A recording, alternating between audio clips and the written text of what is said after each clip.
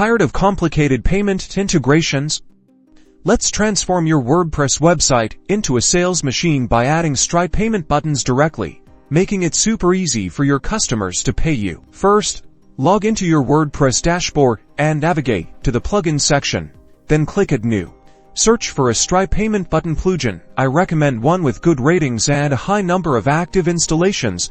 This usually indicates reliability. Find the Stripe Payments plugin and click Install Now and then Activate to get started. Once activated, you'll typically find a new Stripe payment section. In your WordPress menu, click on that. Now, you need to connect your Stripe account. Find the section for API keys and enter your Stripe publishable key and secret key. Make sure you're using the live keys when you're ready to accept real payments. Next, create your product or service within the plugin. Give it a name, a description, and set the price. This is what your customers will be paying for. To add the payment button to a page or post, simply use the plugin shortcut or the block editor and select Stripe Payments button.